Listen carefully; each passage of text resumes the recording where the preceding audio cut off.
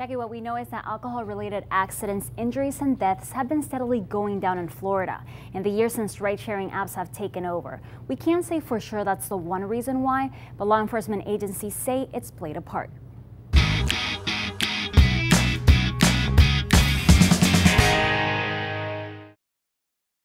This is your first speed bump, so after your second one... Derrick Jenkins has learned to rely on his memory, hearing, and touch to get around. It hasn't been easy, but he didn't have a choice after losing his sight in 2013, when he was drunk driving his motorcycle and crashed. There was no skid marks or anything, which tells that I slammed full speed, full impact, face first into a stationary construction truck without a helmet. He went into a coma. When he woke up, he was told the news, that it had been his fault. It was shock, regret, embarrassment, everything. He turned those feelings into action. Now he visits schools to tell his story and to convince others that drinking and driving is not worth it. Instead of thinking, am I sober enough to drive?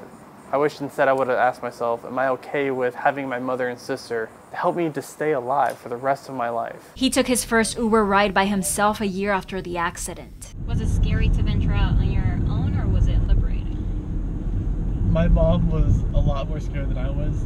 I had the biggest smile on my face, I felt like a grown-up all over again. The app that allowed him to feel independent again is the same app he hopes people will use instead of driving after a night of drinking. I always comically tell others, if a blind guy can use an app and order a rideshare program, there's no other reason that any sighted person who had been drinking cannot do the same. And it seems like they have been. In the last 4 years, when ride-sharing apps like Lyft and Uber have been gaining popularity, DUI injuries and deaths have gone down.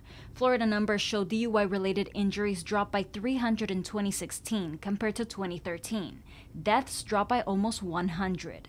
The Florida Highway Patrol credits the trend to a combination of factors, including ride-sharing. Educational and enforcement efforts are having an effect on the numbers that are dropping, and also the availability, the technology that's there, in which people can very quickly look at an app on their phone, reach out to Uber, Lyft, other ride-sharing parties such as those kind of companies to access transportation to get home safely after they've been out drinking.